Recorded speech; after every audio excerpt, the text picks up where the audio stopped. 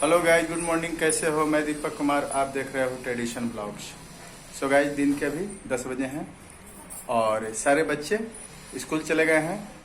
अभी हम बैठे हुए हैं। मेरा कूलर का मोटर ख़राब हो चुका है, तो बोले थे रिप्लेस कर देंगे, लाइएगा।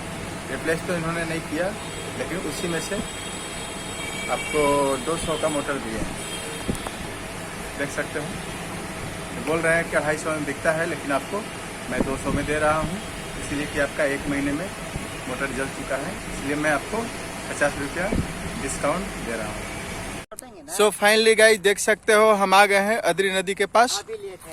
यहाँ का नज़ारा देखने के लिए हम लोग ललायित रहते हैं और जब भी मौका मिलता है हम यहाँ आ ही जाते हैं। तो आप ही देख रहे हो, आगे पहुँच गए यहाँ। ये बहारें, ये फिजाएं, ये मौसम हमें बुला रही थी, तो हम आ गए यहाँ। प्राकृतिक सौंदर्य का बात ही कुछ और होता है, और आपको हम दिखाने लाए हैं प्राकृतिक सौंदर्य।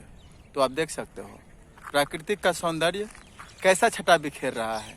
शाम का समय और ये सुनहला मौसम देख सकते हो आप। मन को आनंदित करने वाला मौसम। इस नज़ारे को देखकर एक अलग तरह का मन में सुकून मिलता है। और यहाँ लोग क्रिकेट खेल रहे हैं।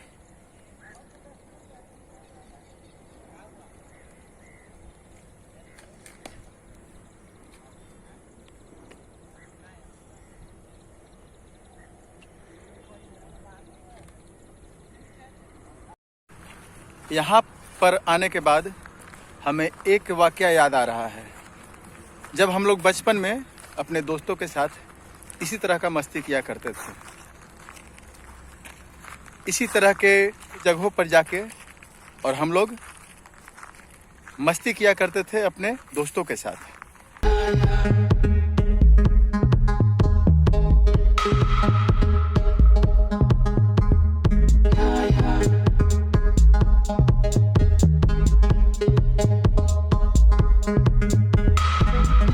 हमारे क्लास टीचर थे रघुवंश पाठक।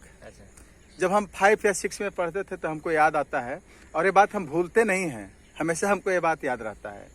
रघुवंश पाठक हमारे क्लास टीचर थे, और करीब उनका एज उस टाइम में होगा 70-75 साल के वो होंगे, समझे। और अंग्रेजी पढ़ाते थे। अच्छा, तो अब जान रहे हैं अंग्रेजी पढ़ाते थे, तो हमारा कहानी जानिए रहे आप। अंग्रेजी पढ़ाते थे और हमेशा क्लास में आते थे, सबसे पहले हमको उठाते थे, उठो समझे, दिए थे जो याद करने के लिए, वो तुम सुनाओ। या फिर कहते थे किताब खोलो और किताब पढ़ के हमको सुनाओ। हमको आता था कि हम उनको सुनाएं। किताब लेते थे, वो खड़े हो जाते थे, पढ़ने के लिए बोलते थे। क्या किताब देखते थे ऐसे ही, पढ़ते तो थे नहीं। तब क्या करते थे, हमको पूरे क्लास के घंटी वो हमको दरवाजा पर खड़ा कर देते थे। अच्छा हाँ, सही बात है। और पूरे क्लास जब भी आते, माने हम समझते हैं कि इनका प्रक्रिया जो है से कई सालों तक मेरे साथ इस तरह का रहा। आपसे लगाओ अच्छा होगा तब ना। लगाव था कि वही नहीं करते थे।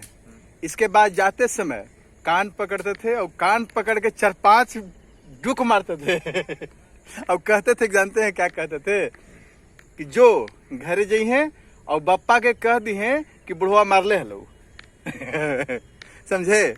तो ऐसा काहे बोलते थे, इसलिए कि मेरे पापा को भी वो पढ़ाए थे, अच्छा समझे। उनको लोग बंगाल टाइगर बोलता था। बंगाल टाइगर। हाँ, रघुवंश पाठक थे। उनको हालांकि प्रिंसिपल थे, स्वामी विवेकानंद में हम पढ़ते थे उस टाइम में, 5-6 क्लास में स्वामी विवेकानंद में पढ़ते थे, और उनका नाम उनको लोग कहता था बंगाल टाइगर। बंगाल टाइगर के पीछे भी एक कहानी है उनके साथ जुड़ा हुआ था। वो क्या किए थे, हाँ, ये भी कहानी मैं आपको बता देता हूँ। रघुवंश पाठक जो थे ना सुनील जी, तो रघुवंश पाठक के बारे में कहा जाता है कि रघुवंश पाठक जब हाई स्कूल में पढ़ते थे तो पढ़ने में तो तेज ही थे, और अंग्रेजी उनको बहुत बढ़िया स्ट्रॉन्ग, अंग्रेजी उनका स्ट्रॉन्ग बहुत ज़्यादा था। तो उनके बारे में और थोड़ा सा थे वो दूसरे मियाज के, समझे। तो पता नहीं क्या बात हुआ था कि जब वो पढ़ते थे हाई स्कूल में और 10th में शायद थे उस टाइम में तो वो क्या किए थे कि कोई क्लास टीचर के साथ झगड़ा कर लिए थे और क्लास टीचर को मार दिए थे, समझे। तो इसके बाद क्लास टीचर इस तरह का किया था, कोई लाल कलम लगा दिया था उनके अथी में कि पूरे बिहार में रघुवंश पाठक का कहीं एडमिशन नहीं होगा, कहीं से एग्ज़ाम नहीं दे सकते हैं, मैट्रिक पास नहीं कर सकते थे बिहार से। तब उन्होंने क्या किया कि बंगाल से जाके एग्ज़ाम दिए थे मैट्रिक का और बंगाल में ही पढ़ाई पूरा किए वो, इसीलिए उनको वो बोला जाता है बंगाल टाइगर बोला जाता था। और बड़े टाइट क्लास टीचर थे।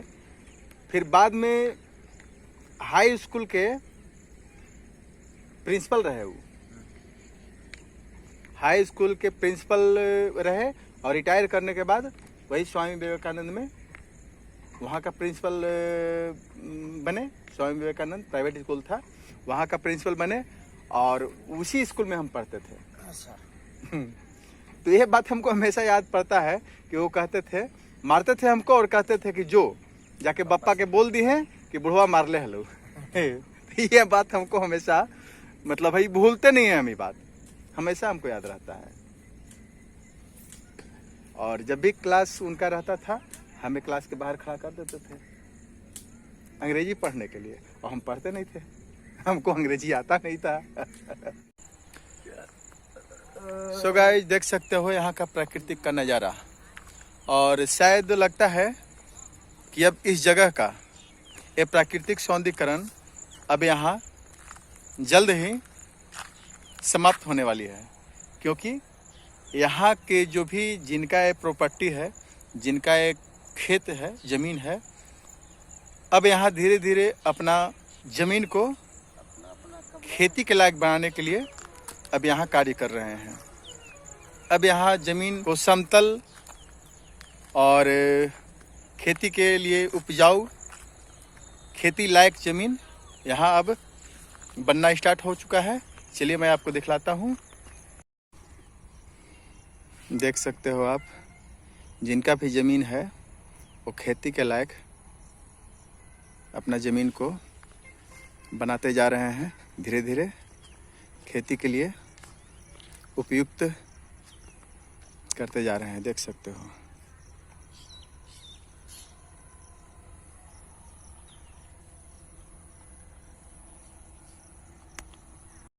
अब इस जगह का नक्शा चेंज होने वाला है और आप देखेंगे, मैं दिखाऊंगा आपको, जब ये सारे उपजाऊ ज़मीन हो जाएंगे, उपजाऊ खेती के योग्य हो जाएंगे, उस टाइम में भी मैं आऊँगा, आप लोगों को दिखलाऊंगा। सो गाइज शाम को 6:30 बजने वाले हैं और अब हम चलते हैं घर, क्योंकि अब अंधेरा होने वाला है। ब्लॉग को यहीं समाप्त करते हैं, नेक्स्ट ब्लॉग में फिर मिलते हैं, तब तक के लिए जय हिंद।